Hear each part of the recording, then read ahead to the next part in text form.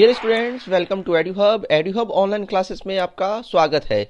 मैं हूं जयंत। हमने क्लास 9th की ये बुक जो है अभी रीट के एग्जाम के लिए, पटवार के लिए, ग्राम सेवक के लिए, स्टेनोग्राफर के लिए, एलडीसी के लिए, सबके लिए बहुत ज़्यादा उपयोगी होने वाली है। इसलिए हमने इस बुक को पूरा का पूरा यहाँ पे रीड कर रहे हैं। उसके बाद हम इसके शॉर्ट नोट्स पे डिस्कशन करेंगे। उसके बाद हम इसके इंपॉर्टेंट क्वेश्चंस पे डिस्कशन करेंगे। ठीक है, आज का हमारा जो टॉपिक है, जो हमने कल स्टार्ट किया था दोस्तों, राजस्थान के ऐतिहासिक स्थलों के ऊपर हम डिस्कस कर रहे हैं। तो आज हम कोटा पे डिस्कस करेंगे। कल हमने किशनगढ़, केसोराय पाटन, अजमेर के बारे में डिस्कस कर लिया था। आज हम कोटा के बारे में डिस्कस करेंगे। कोटा की स्थापना 13वीं शताब्दी में बूंदी के शासक समरसी के पुत्र जेतसी ने की थी। ठीक है, ये ध्यान रखना। कोटा की स्थापना किसने की थी? कोटा की स्थापना हुई थी 13वीं शताब्दी में। किसने? जेतसी के द्वारा किया गया। उसने कोटा को स्थानीय शासक कोटिया भील को परास्त कर उसके नाम पर कोटा की स्थापना की थी। देखो, तीन चीजें इंपॉर्टेंट है। स्थापना कब हुई? 13वीं शताब्दी के अंदर। किसने की? जेतसी ने की। कैसे? उनके जो कोटा के अंदर जो स्थानीय शासक था कोटिया भील, उसको मारकर, ठीक है, कोटिया भील को परास्त करके या कोटिया भील को मारकर कोटा की स्थापना की गई। इसलिए कोटा का नाम क्या रखा गया? कोटा रखा गया। शाहजहां के फरमान से 17वीं शताब्दी के प्रारंभ में बूंदी से अलग होकर कोटा स्वतंत्र राज्य के रूप में अस्तित्व में आया। शाहजहां, ठीक है, शाहजहां ने क्या किया? 17वीं शताब्दी में बूंदी से अलग होकर कोटा को स्वतंत्र राज्य के रूप में अस्तित्व में स्वतंत्र कर दिया। 1857 की क्रांति के दौरान राज्य के क्रांतिकारियों ने बढ़ चढ़कर भाग लिया। तो हमने क्या क्या चीजें इंपॉर्टेंट है देखी कि पहला, कोटा की स्थापना 13वीं शताब्दी के अंदर हुआ। जेतसी के द्वारा कोटा की स्थापना की गई। जेतसी ने कोटिया भील को हराकर कोटा का नाम कोटिया भील के ऊपर कोटा रखा गया। शाहजहां के फरमान से 17वीं शताब्दी में कोटा को स्वतंत्र बनाया गया, बूंदी से अलग किया गया। और 1857 की क्रांति में क्रांतिकारियों ने बढ़ चढ़कर भाग लिया। कोटा के चार बाग की छतरियां राजपूत स्थापत्य कला के सुंदर नमूने हैं। चार बाग कहाँ पे है? कोटा में है। चार बाग की जो छतरियां हैं वो राजपूत स्थापत्य कला के सुंदर नमूने हैं। यहाँ के महाराव माधो सिंह संग्रहालय एवं राजकीय ब्रज विलास संग्रहालय कोटा चित्र शैली एवं यहाँ के शासकों की कलात्मक अभिरुचि को प्रदर्शित करते हैं। ठीक है, चार बाग जो है कोटा के अंदर स्थित है। राजपूत स्थापत्य कला के सुंदर नमूने आपको यहाँ पे दिख जाएंगे। और महाराव माधो सिंह संग्रहालय और राजकीय ब्रज विलास संग्रहालय कोटा चित्र शैली एवं यहाँ के शासकों की कलात्मक अभिरुचि को प्रदर्शित करते हैं। यानी कि दो संग्रहालय है कोटा के अंदर, महाराव माधो सिंह संग्रहालय और राजकीय ब्रज विलास संग्रहालय। यहाँ पे जो कोटा की चित्रकला हुई उनको संग्रह करके रखा गया है। कोटा के भगवान मथुराधीश का मंदिर वैष्णव संप्रदाय का प्रमुख तीर्थ है। यह वल्लभ संप्रदाय की पीठ है। कौन सा? कोटा के अंदर भगवान मथुराधीश का मंदिर आपको वैष्णव संप्रदाय का यहाँ प्रमुख तीर्थ स्थल देखने को मिलेगा। यह वल्लभ संप्रदाय की पीठ है। और कोटा का जो दशहरा मेला है दोस्तों, वो पूरे भारत में प्रसिद्ध है। कौन सा मेला? कोटा का दशहरा मेला। तो हमने कोटा के लिए जो जो डिस्कशन किया है एक बार आपको याद करा देता हूं। देखो, कोटा की स्थापना हुई थी 13वीं शताब्दी के अंदर। जेतसी के द्वारा कोटिया भील को हराकर इसका नाम कोटा रखा गया। शाहजहां ने 17वीं शताब्दी के अंदर क्या किया? फरमान जारी करके बूंदी और कोटा को अलग अलग कर दिया। इतनी सी बात। उसके बाद हमने देखा चार बाग। चार बाग कहाँ पे है? कोटा में स्थित है। कोटा में दो संग्रहालय है। एक है महाराव माधो सिंह संग्रहालय, दूसरा राजकीय ब्रज विलास संग्रहालय। इन दो संग्रहालयों में क्या रखा गया? कोटा चित्रकला से संबंधित सारे चित्रों को सुरक्षित रखा गया है। कोटा में भगवान मथुराधीश का जो मंदिर है वो वैष्णव संप्रदाय का प्रमुख तीर्थ है कहलाता है। और कोटा का जो दशहरा मेला है दोस्तों वो प्रसिद्ध है। बस इतनी सी चीजें आपको याद रखनी है कोटा से रिलेटेड। अब हम बात करते हैं कोलवी। झालावाड़ जिले में डग कस्बे के समीप स्थित कोलवी की गुफाएं बौद्ध विहार के लिए प्रसिद्ध है। ये विहार 5वीं से 7वीं शताब्दी के मध्य निर्मित माने जाते हैं। ये गुफाएं एक पहाड़ी पर स्थित है जो चट्टाने काटकर बनाई गई है। कोलवी की गुफाएं झालावाड़ जिले में डग कस्बे के समीप स्थित है। कौन सी? कोलवी की गुफाएं। ये क्वेश्चन बहुत बार एग्जाम में पूछा जाता है कि कोलवी की गुफाएं राजस्थान में कहां पे स्थित है, तो आपका आंसर होना चाहिए झालावाड़ में। झालावाड़ जिले के डग कस्बे के समीप कोलवी की बौद्ध गुफाएं स्थित है, ठीक है, जो चट्टाने काटकर बनाई गई थी। अब हम बात करेंगे खानवा। भरतपुर जिले में स्थित खानवा मेवाड़ के महाराणा सांगा और बाबर के मध्य 1527 के लिए विख्यात है। खानवा के युद्ध में सांगा की हार ने राजपूतों को दिल्ली की गद्दी पर बैठने का स्वप्न नष्ट कर दिया और मुगल वंश की स्थापना को मजबूत कर दिया। खानवा का जो युद्ध हुआ था वो कहाँ पे है? भरतपुर में स्थित है। कहाँ पे? भरतपुर में स्थित है। इसमें मेवाड़ के महाराणा सांगा और बाबर के मध्य खानवा का युद्ध 1527 के मध्य हुआ था। इसमें राणा सांगा की हार हुई। इससे क्या हुआ? मुगल साम्राज्य और मजबूत हो गया। गलियाकोट डूंगरपुर जिले में माही नदी के किनारे स्थित है गलियाकोट। वर्तमान में यहाँ पे दाऊदी बोहरा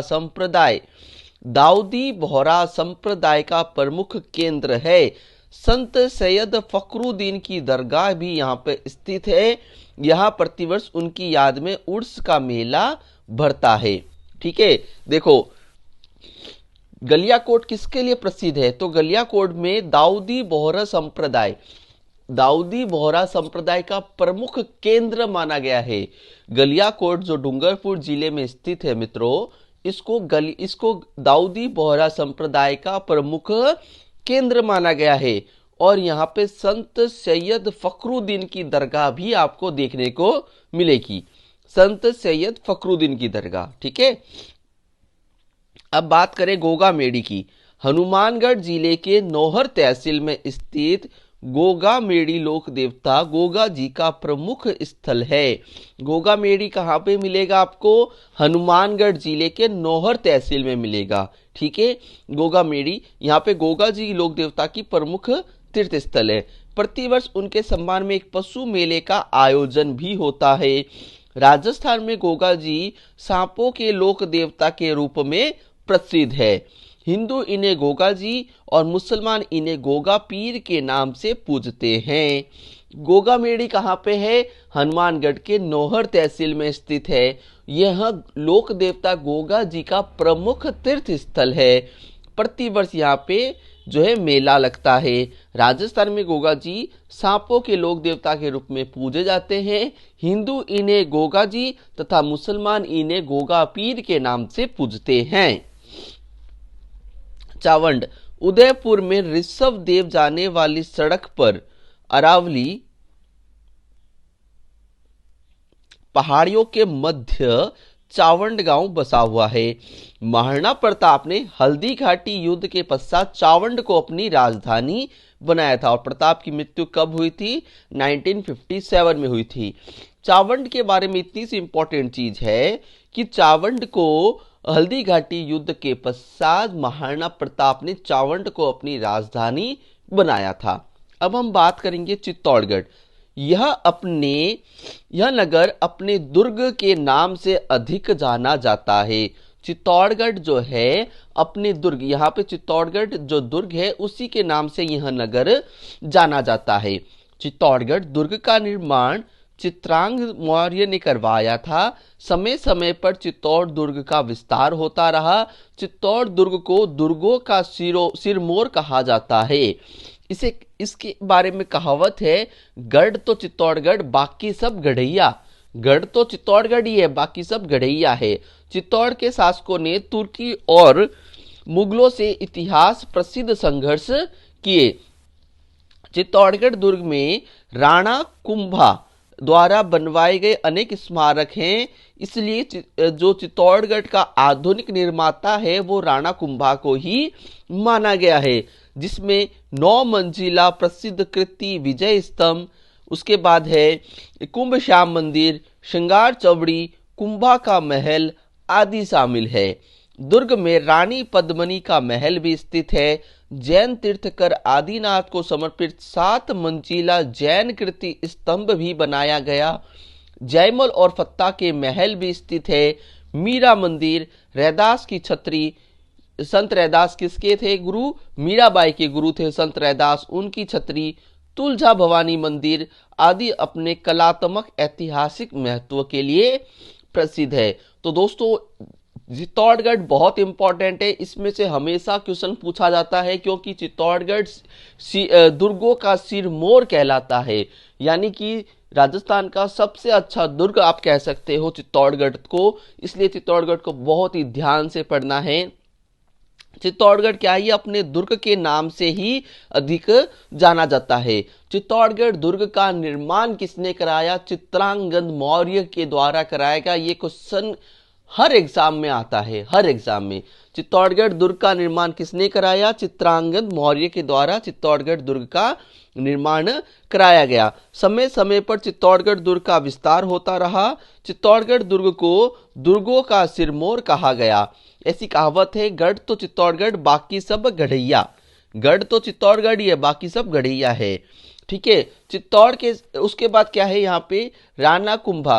राणा कुंभा को चित्तौड़गढ़ का आधुनिक निर्माता कहा जाता है, ये चीज ध्यान रखना। चित्तौड़गढ़ में राणा कुंभा द्वारा विजय स्तंभ जो कि 9 मंजिला है, जिसको विष्णु ध्वजगढ़ या भगवान विष्णु को समर्पित होने के कारण इसको विष्णु ध्वजगढ़ के नाम से भी जाना जाता है। यह राजस्थान पुलिस का जो है सिंबल भी है विजय स्तंभ। ठीक है, सारंगपुर के युद्ध के उपलक्ष्य में राणा कुंभा द्वारा बनाया गया था। उसके बाद आता है कुंभ श्याम मंदिर है, यहाँ पे श्रृंगार चौड़ी है, कुंभा के महल है, रानी पद्मिनी का महल है। यहाँ पे जैन तीर्थकर आदिनाथ को समर्पित 7 मंजिला जैन कृति स्तंभ भी बनाया गया है। जयमल और फत्ता का महल है, यहाँ पे मीरा मंदिर स्थित है, संत रैदास की छतरी देखने को मिलेगी, तुलजा भवानी का मंदिर, और ये सब चीजें यहाँ पे जो है अपने आप को ऐतिहासिक महत्व के कारण बहुत ही ज्यादा प्रसिद्ध है। अब हम बात करें जयपुर की। भारत का पेरिस या गुलाबी नगर के नाम से प्रसिद्ध जयपुर की स्थापना 1727 में किसके द्वारा? सवाई जय सिंह के द्वारा किया गया। भारत का पेरिस या गुलाबी नगर के नाम से जाना जाता है जयपुर, और जयपुर की स्थापना सवाई जय सिंह ने 1727। एक है मिर्जा राजा जय सिंह, उन्होंने नहीं, मिर्जा राजा जय सिंह के बाद आते हैं सवाई जय सिंह, यानी कि उनसे भी बड़े। तो सवाई जय सिंह के द्वारा 1727 ईस्वी में क्या भारत का पेरिस या गुलाबी नगर जयपुर की स्थापना की गई। कछवा राजाओं की इस राजधानी का महत्व अपने स्थापना काल से ही रहा है। यहाँ के स्थापत्य में राजपूत एवं मुगल स्थापत्य का मिश्रण देखा जा सकता है। क्यों? क्योंकि यहाँ के सबसे पहले जो शासक थे भारमल ने मुगलों की अधीनता स्वीकार की और जो है मुगलों के साथ वैवाहिक संबंध स्थापित किए। उसके बाद से मुगलों का प्रभाव जो है कछवा वंश के ऊपर दिखता रहा, इसलिए जयपुर के अंदर आपको राजपूत और मुगल स्थापत्य कला का मिश्रण देखने को मिलता है। यहाँ का सिटी पैलेस जयपुर के राज परिवार का निवास स्थल रहा। सिटी पैलेस जो है यहाँ का वो जयपुर के राज परिवारों का निवास स्थल रहा। सिटी पैलेस के पास ही गोविंद देव जी का मंदिर है, जो सवाई जय सिंह द्वारा ही बनाया गया था। सवाई जय सिंह अंतिम हिंदू शासक थे जिन्होंने अश्वमेध यज्ञ कराया था। ये बात भी हमने इसी बुक में पड़ा है। सवाई जयसिंह द्वारा स्थापित वेधशाला जंतर मंतर का विशेष महत्व है। यहाँ स्थापित सम्राट यंत्र विश्व की सबसे बड़ी घड़ी मानी जाती है। नाहरगढ़ किला, हवा महल और राम निवास बाग, अल्बर्ट हॉल संग्रहालय आदि यहाँ पे दर्शनीय स्थल है। तो दोस्तों हमने बात किया अभी जयपुर के बारे में। जयपुर के बारे में हमने क्या देखा, यह भारत का पेरिस और गुलाबी नगर के नाम से जाना जाता है। जयपुर की स्थापना 1727 में सवाई जय सिंह के द्वारा कराया गया।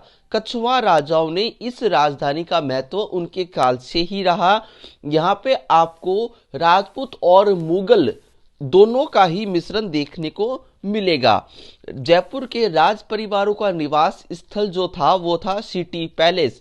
सवाई जयसिंह द्वारा यहाँ पे गोविंद देव जी का मंदिर का निर्माण भी कराया गया। सवाई जयसिंह ने वेधशाला और जंतर मंतर का भी निर्माण कराया था। यहाँ पे एक सम्राट यंत्र है जो विश्व की सबसे बड़ी घड़ी या सौर घड़ी के रूप में माना जाता है।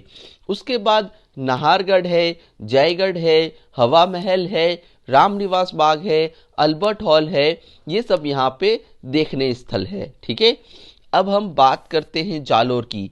ऐसा माना जाता है कि जालोर जाबालीपुर प्राचीन काल में महर्षि जाबाली की तपोभूमि थी।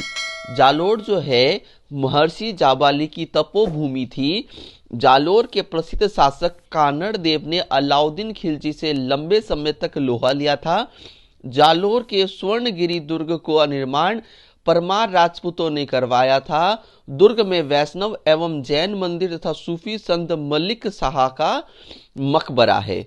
देखो जालोर की जो भूमि है उसमें क्या है, महर्षि जाबाली की तपोभूमि है। जालोर के प्रसिद्ध शासक कौन हुए, कानड़ देव चौहान। जालोर के जो प्रसिद्ध शासक थे वो थे कानड़ देव चौहान, जिन्होंने अलाउद्दीन खिलजी से युद्ध किया। और जालोर के जो दुर्ग है उसको स्वर्णगिरी का दुर्ग कहा जाता है, जिसका निर्माण परमार राजपूतों ने कराया। और यहाँ पे एक दरगाह है, सूफी संत मलिक शाह का मकबरा आपको यहाँ पे देखने को मिलेगा। तो बस आपको इतना सा ध्यान रखना है, जालोर जाबालीपुर के नाम से जाना जाता है और यहाँ पे जाबाली की तपोभूमि है। महर्षि जाबाली जो है उनकी तपोभूमि किसको माना गया है, जालोर को माना गया है। जालोर के प्रसिद्ध शासक कौन थे, कानड़ देव। कानड़ देव को जालोर का प्रसिद्ध शासक माना गया है। और यहाँ पे इन्होंने लंबे समय तक किससे, अलाउद्दीन खिलजी से इन्होंने लंबे समय तक युद्ध किया था। क्लियर हो गया। उसके बाद जालोर को स्वर्णगिरी दुर्ग जो कहा जाता है। जालोर का जो दुर्ग है उसको स्वर्णगिरी का दुर्ग कहा जाता है, जिसका निर्माण परमार राजपूतों ने कराया था। सूफी संत मलिक शाह का मकबरा आपको यहाँ देखने को मिलेगा। अब हम बात करेंगे जैसलमेर की। किसकी, जैसलमेर की। भाटी राजपूतों ने राजधानी जैसलमेर की स्थापना 12वीं शताब्दी में महारावल जैसल ने की थी। देखो भाटी राजपूत शासकों के द्वारा जैसलमेर की स्थापना कब की गई, 12वीं शताब्दी ने। किसने की, महारावल जैसल के द्वारा जैसलमेर की स्थापना की गई। जैसल ने किया इसलिए इसी का नाम क्या पड़ गया, जैसलमेर पड़ गया। तो भाटी राजपूतों ने राजधानी जैसलमेर जो जैसलमेर की स्थापना 12वीं शताब्दी में महारावल जैसल के द्वारा इसकी स्थापना की गई। जैसलमेर दुर्ग पीले पत्थरों से निर्मित होने के कारण सोनार किला कहलाता है। देखो पीले पत्थरों से निर्मित होने के कारण सोनार किला के नाम से जाना जाता है जैसलमेर। दुर्ग में अनेक वैष्णव और जैन मंदिर बने हुए हैं। ठीक है, जो अपनी शिल्प कला की उत्कृष्टता के कारण विख्यात है। तो आपको क्या क्या ध्यान रखना है, अभी तक हमने देखा भाटी राजपूत शासकों के द्वारा जैसलमेर की स्थापना की गई। 12वीं शताब्दी में महारावल जैसल के द्वारा जैसलमेर की स्थापना हुई। दुर्ग जो है पीले पत्थरों से बने हुए होने के कारण इसको सोनार किला कहा जाता है। स्वर्णगिरी दुर्ग जालोर का दुर्ग और सोनार किला दुर्ग जैसलमेर का दुर्ग कहलाता है। कंफ्यूज मत होना कभी भी। दुर्ग में अनेक वैष्णव और जैन मंदिर बने हुए हैं। जैसलमेर का जिनभद्र ज्ञान भंडार प्राचीन ताड़पत्रों एवं पांडुलिपियों तथा कई भाषाओं के ग्रंथों के कारण प्रसिद्ध है। ठीक है, जैसलमेर का जिनभद्र भंडार यह संग्रहालय है जहां पे आपको ताड़पत्रों की पांडुलिपियां व कई भाषाओं के ग्रंथ जो है आपको यहाँ पे मिलेंगे। जैसलमेर की हवेलियों की वजह से विशेष पहचान है। यहाँ पे आपको पटवों की हवेली, सालिम सिंह की हवेली, नथमल की हवेली अपने झरोके, दरवाजों व जालियों की नक्काशी युक्त शिल्प के लिए पहचानी जाती है। जैसलमेर शासकों के निवास, बादल निवास और जवाहर विलास शिल्पकला के बेजोड़ नमूने हैं। जैसे हमने देखा जयपुर के जो राज परिवार है वो सिटी पैलेस के अंदर निवास करते थे, वैसे ही जैसलमेर शासक का जो निवास स्थल था वो बादल विलास या जवाहर विलास कह सकते हो। रावत गढ़सी सिंह द्वारा मध्यकालीन गढ़सीसर सरोवर अपने कलात्मक प्रवेश द्वार एवं छतरियों के लिए प्रसिद्ध है। कौन सा? गढ़सीसर सरोवर। ठीक है, तो हमने दोस्तों जैसलमेर के ऊपर डिस्कशन किया। क्या पढ़ा हमने जैसलमेर के बारे में? जैसलमेर जो है वो भाटी राजपूतों के द्वारा जैसल के द्वारा 12वीं शताब्दी के अंदर जैसलमेर की स्थापना की गई। 12वीं शताब्दी में भाटी शासक जैसल के द्वारा जैसलमेर की स्थापना हुई। जैसलमेर का जो दुर्ग है वो पीले पत्थरों से बना हुआ है, तो वो ऐसा लगता है कि इसे सोना है, गोल्ड की तरह दिखता है, इसलिए इसे सोनार किला कहा गया। दुर्ग में आपको अनेक वैष्णव और जैन धर्म के मंदिर देखने को मिलेंगे। जैसलमेर का जिनभद्र ज्ञान भंडार जो है वो एक संग्रहालय है। यहाँ पे ताड़ पत्रों के जो चित्रित ग्रंथ है वो आपको यहाँ पे देखने को मिलेंगे। तीसरी बात, जैसलमेर जो है वो हवेलियों के लिए प्रसिद्ध है। यहाँ पे आपको पटवों की हवेली, सालिम सिंह की हवेली, नथमल की हवेली और दरवाजे और जालियां जो है वो नक्काशी के लिए प्रसिद्ध है। उसके बाद अगर हम बात करें जयपुर के जो शासक है, जैसलमेर के जो शासक हैं, उनका निवास स्थल है बादल विलास, जवाहर विलास। इनमें बहुत ही अच्छी सुंदर कलाकारी की गई है। फिर रावत गढ़सी सिंह के द्वारा यहाँ पे एक गढ़सीसर सरोवर बनाया गया, वहां पे छतरियां भी है। इन सभी के लिए यह चीज प्रसिद्ध है, गढ़सीसर सरोवर। तो ये चीजें जो थी जैसलमेर के लिए इंपॉर्टेंट थी। अब हम बात करेंगे जोधपुर नगर की स्थापना 1459 के अंदर राव जोधा ने की थी। जोधपुर नगर की स्थापना किसने की? राव जोधा ने। कब की? 1459 में। अगर आपसे पूछा जाए राठौड़ वंश का संस्थापक कौन है, तो आप बोलोगे राव सिंहा। राव सिंहा के द्वारा राठौड़ वंश की स्थापना की गई थी। और जोधपुर नगर की स्थापना कब हुई? 1459 में राव जोधा ने। जोधपुर के मेहरानगढ़ दुर्ग का निर्माण भी राव जोधा ने शुरू करवाया, जिसका कालांतर में विस्तार होता रहा। देखो, जोधपुर में एक दुर्ग बनाया गया मेहरानगढ़ दुर्ग, जो कि चिड़िया टुक पहाड़ी पर बना हुआ है। इस दुर्ग का निर्माण किसने चालू करवाया था? राव जोधा ने स्टार्ट कराया। इस दुर्ग को मयूर ध्वज के नाम से भी जाना जाता है। इस दुर्ग में फूल महल, मोती महल, चामुंडा देवी का मंदिर दर्शनीय है। दुर्ग के पास ही जसवंत थड़ा है, जो महाराजा जसवंत सिंह द्वितीय की स्मृति में महाराजा सरदार द्वारा बनाया गया था। इसे राजस्थान का ताजमहल या मारवाड़ का ताजमहल के नाम से जाना जाता है। यहाँ आधुनिक काल में उमेद भवन, छितर पैलेस अपने विशालता एवं कलात्मकता के लिए प्रसिद्ध है। जोधपुर सूर्य नगरी के नाम से विख्यात है दोस्तों। तो जोधपुर के बारे में हमने क्या क्या पढ़ा आपको मैं याद करवा देता हूँ। बहुत ही सिंपल और सरल लैंग्वेज में आपको मैं डिटेल पढ़ा रहा हूँ दोस्तों। ऐसा वीडियो आपको कहीं नहीं मिलेगा। ये अगर आप वीडियो को देख लेते हो, आपको सारी चीजें याद भी हो जाएगी और आपका एग्जाम में सिलेक्शन जो है कंफर्म है। हम बात कर रहे हैं जोधपुर की। जोधपुर नगर की स्थापना किसने की? 1459 में राव जोधा ने जोधपुर नगर की स्थापना की। जोधपुर के अंदर है मेहरानगढ़ दुर्ग। कौन सा? मेहरानगढ़ दुर्ग। मेहरानगढ़ दुर्ग का निर्माण किसने कराया? राव जोधा ने कराया। ठीक है। इस मेहरानगढ़ दुर्ग को मयूर ध्वज के नाम से भी जाना जाता है। और इस दुर्ग जो है, यह दुर्ग जो है चिड़िया टुक पहाड़ी पर स्थित है। इस दुर्ग के अंदर आपको फूल महल, मोती महल, चामुंडा देवी का मंदिर देखने को मिलेगा। और इस दुर्ग की तलहटी में जसवंतथड़ा बना हुआ है, जिसे मारवाड़ का ताजमहल भी कहा जाता है। ठीक है। जसवंतथड़ा जो है महाराजा जसवंत सिंह की याद में महाराजा सरदार के द्वारा बनाया गया था। ठीक है, ये चीज याद रखना। उसके बाद यहाँ पे उमेद भवन भी है, जो अपनी कलात्मकता के लिए प्रसिद्ध है। और जोधपुर को सूर्य नगरी के नाम से या ब्लू सिटी के नाम से जाना जाता है। अब हम बात करेंगे झालड़ा पाटन की। झालावाड़ शहर से 4 मील दूर स्थित है यह झालड़ा पाटन। ठीक है, झालावाड़ में है। झालावाड़ से 4 मील दूरी पर स्थित है झालड़ा पाटन। कस्बा कोटा राज्य के प्रधानमंत्री झालिम सिंह ने बसाया था।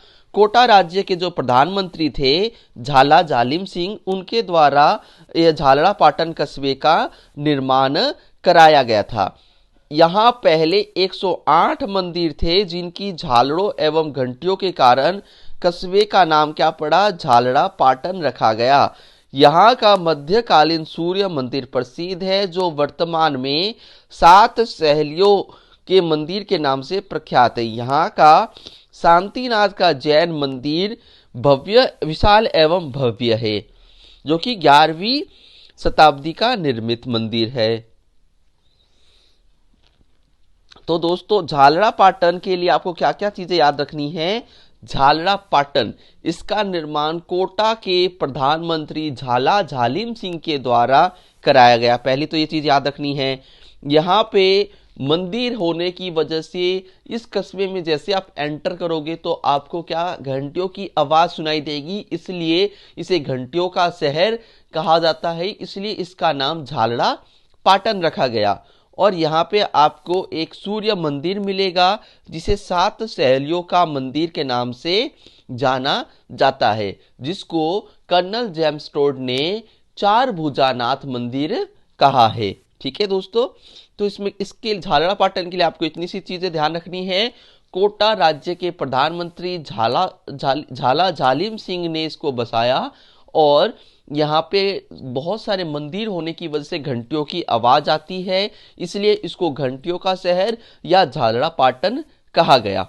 ठीक है। और यहाँ पे एक सूर्य मंदिर है, जो वर्तमान में 7 सहेलियों के मंदिर के नाम से जाना जाता है। क्लियर हो गया? चलो आगे, टोंक। अब हम टोंक की बात करेंगे।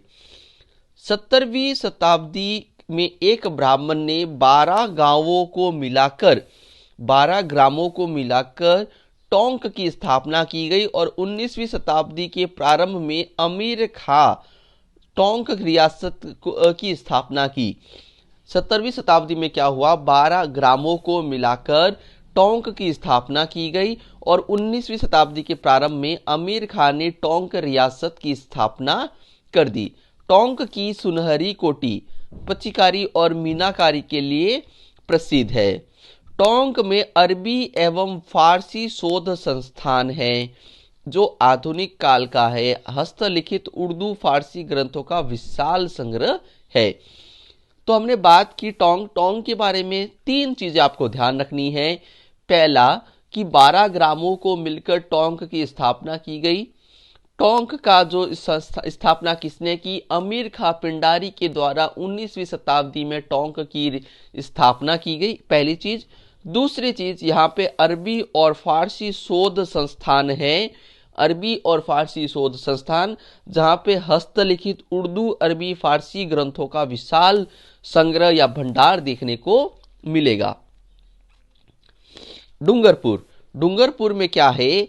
रावल वीर सिंह ने 14वीं शताब्दी में डूंगरपुर की स्थापना की थी। किसने? रावल वीर सिंह ने 14वीं शताब्दी में डूंगरपुर की स्थापना की। डूंगरपुर को वागड़ राज्य की राजधानी होने का सौभाग्य प्राप्त हुआ। वागड़ राज्य की राजधानी होने का सौभाग्य प्राप्त हुआ किसको? डूंगरपुर को। आगे देखो, डूंगरपुर अपने मध्यकालीन मंदिरों, हरे रंग के पत्थरों की मूर्तियों आदि के कारण प्रसिद्ध रहा। यहाँ का गैप सागर जलाशय अपने स्थापत्य कला के कारण आकर्षित करता रहता है। तो हमने क्या देखा? रावल वीर सिंह ने 14वीं शताब्दी में डूंगरपुर की स्थापना की थी। डूंगरपुर को वागड़ राज्य की राजधानी होने का सौभाग्य, यानी वागड़ राज्य की राजधानी थी डूंगरपुर। डूंगरपुर अपने मध्यकालीन मंदिर, हरे रंग के पत्थरों की मूर्तियां आदि कारण प्रसिद्ध है। और यहाँ का जो गैप सागर है वो भी बहुत ज्यादा प्रसिद्ध है। यहाँ का उदय विलास पैलेस सफेद संगमरमर और नीले पत्थरों से बना है, जो नक्काशी तथा झरोकों से सुसज्जित है। आदिवासियों से बाहुल्य डूंगरपुर में परंपरागत जनजीवन की झांकी देखने को मिलती है। तो डूंगरपुर के बारे में इतनी चीजें इंपॉर्टेंट है दोस्तों। पहला, रावल वीर सिंह ने 14वीं शताब्दी के अंदर डूंगरपुर की स्थापना की और वागड़ राज्य की राजधानी थी डूंगरपुर। तीसरा, गैप सागर है यहाँ पे, उदय विलास पैलेस और सफेद संगमरमर एवं नीले पत्थरों से बना हुआ, जो नक्काशी और झरोके से निर्मित है। उदय विलास पैलेस को ध्यान रखना यहाँ पे, ठीक है। और आदिवासियों की बाहुल्यता होने के कारण यहाँ पे अभी भी आपको जो है पुराने समय के जो रीति रिवाज है वो देखने को मिल जाएंगे, ठीक है दोस्तों। तो आज हम यहाँ डूंगरपुर तक ही याद करेंगे। अब मैं आपको जो है ये सारी चीजें एक बार रिव्यू कराता हूँ, जितनी चीजें आज हमने पढ़ी है, जिससे आपको चीजें अच्छे से याद हो जाए। ये देखो, तो हमने स्टार्ट किया था कोटा से। कहां से? कोटा से। कोटा की स्थापना 13वीं शताब्दी में बूंदी के शासक पुत्र जेतसी के द्वारा। तो आप तो ये ध्यान रखो, कोटा की स्थापना 13वीं शताब्दी में जेतसी के द्वारा किया गया। किसके द्वारा? जेतसी के द्वारा। और कोटा में जो कोटिया भील था, उस कोटिया भील को हराकर इसका नाम क्या कर दिया गया? कोटा रखा गया। और शाहजहां ने 17वीं शताब्दी में फरमान निकाला और कोटा को बूंदी से स्वतंत्र कर दिया, ठीक है। ये चीजें याद हो जाएगी। 13वीं शताब्दी में रावपुत्र जेतसी के द्वारा कोटा की स्थापना कोटिया भील को हराकर किया गया और शाहजहां ने 17वीं शताब्दी में क्या किया? कोटा को बूंदी से अलग कर दिया। क्लियर? अब आगे चलो। कोटा में एक चारबाग मिलेगा आपको, जहां पे राजपूत राजाओं की जो छत्रियां हैं वो आपको यहाँ पे देखने को मिलेगी। 2 संग्रहालय है। क्या नाम है? महाराव माधो सिंह संग्रहालय और राजकीय ब्रज विलास संग्रहालय। ये कोटा की चित्रों को यहाँ पे संभाल के रखा गया है। कोटा में भगवान मथुरा दास का मंदिर, जो कि वैष्णव संप्रदाय का प्रमुख तीर्थ है, और वल्लभ संप्रदाय की पीठ यहाँ पे देखने को मिलेगी। कोटा का दशहरा मेला, ये इंपॉर्टेंट है, बहुत बार क्वेश्चन पूछा गया है। दशहरा मेला कहाँ का प्रसिद्ध है? तो आप बोलोगे कोटा का। अब हम बात कर रहे हैं कोलवी। झालावाड़ जिले के डग कस्बे में आपको कोलवी की जो बौद्ध गुफाएं हैं वो आपको देखने को मिलेगी। तो ये क्वेश्चन पूछा जाए कि कोलवी की गुफाएं कहाँ स्थित है, तो आप बोलोगे झालावाड़ में स्थित है। खानवा जो है भरतपुर जिले में स्थित है। खानवा का युद्ध 1527 में मेवाड़ के महाराणा सांगा और बाबर के मध्य हुआ था। इसमें सांगा की हार हुई थी। इसके बाद जो है मुगल का प्रभाव जो है आपको ज्यादा देखने को मिलता है। गलियाकोट कहाँ पे है दोस्तों? डूंगरपुर में है। गलियाकोट कहाँ पे है? डूंगरपुर में है। दाऊदी बोहरा संप्रदाय का मुख्य केंद्र है। दाऊदी बोहरा संप्रदाय का मुख्य केंद्र है गलियाकोट, ठीक है। और यहाँ पे संत सैयद फखरुद्दीन की दरगाह भी स्थित है। संत सैयद फखरुद्दीन की दरगाह आपको यहाँ पे देखने को मिलेगी। उसके बाद हम बात करेंगे गोगा मेड़ी। किसकी बात करेंगे? गोगा मेड़ी की। गोगा मेड़ी कहाँ पे है? हनुमानगढ़ जिले के नौहर तहसील में स्थित है गोगा मेड़ी, जो कि गोगा जी का प्रमुख तीर्थ स्थल है। गोगा मेड़ी जो है गोगा जी का प्रमुख तीर्थ स्थल है। यहाँ प्रतिवर्ष क्या होता है? मेला भरा जाता है। गोगा जी को सांपों के लोक देवता के रूप में पूजा जाता है। हिंदू इन्हें गोगा जी और मुसलमान इन्हें गोगा पीर के रूप में पूछते हैं। अब हम चावंड में बात करेंगे। चावंड के बारे में इतनी सी ध्यान रखनी है, हल्दी घाटी युद्ध के बाद महाराणा प्रताप ने चावंड को अपनी राजधानी बनाया था और प्रताप की मृत्यु 1597 में हुआ था। 9 मई 1540 में इनका जन्म हुआ था। चित्तौड़गढ़ बहुत इंपॉर्टेंट है। जो चित्तौड़गढ़ का निर्माण किसने कराया था? चित्रांगद मौर्य ने चित्तौड़गढ़ दुर्ग का निर्माण कराया। लेकिन चित्तौड़ के आधुनिक निर्माता की बात की जाए तो वह है महाराणा कुंभा। चित्तौड़ के बारे में कथन है, गढ़ तो चित्तौड़गढ़, बाकी सब गढ़ैया। चित्तौड़गढ़ दुर्ग को दुर्गों का सिरमौर कहा जाता है, ठीक है। चित्तौड़गढ़ दुर्ग में कुंभा ने विजय स्तंभ का निर्माण किया था। सारंगपुर के युद्ध के विजय के उपलक्ष्य में जो है विजय स्तंभ का निर्माण कराया, जो कि 9 मंजिला है। इस और भगवान विष्णु को समर्पित है, इसलिए इसको विष्णु ध्वजगढ़ के नाम से भी जाना जाता है। उसके बाद कुंभ श्याम मंदिर, संगार चमड़ी और कुंभा के महल यहाँ पे प्रसिद्ध है। रानी पद्मनी का भी महल है। जोहर मेला अगर आपसे पूछा जाए तो वो चित्तौड़गढ़ में होता है। जैन तीर्थकर आदिनाथ को समर्पित 7 मंजिला जैन कीर्ति स्तंभ बनाया गया है। जयमल फत्ता के महल है। मीरा मंदिर, संत रैदास की छतरी, तुलजा भवानी मंदिर आपको यहीं पे देखने को मिलेगा। अब हम बात करते हैं जयपुर की। तो जयपुर क्या है दोस्तों? भारत का पेरिस या गुलाबी नगर के नाम से प्रसिद्ध है जयपुर। इसकी स्थापना सवाई जयसिंह, इसकी स्थापना किसने? सवाई जयसिंह के द्वारा 1727 ईस्वी में किया गया था। किसके द्वारा? सवाई जयसिंह ने 1727 में।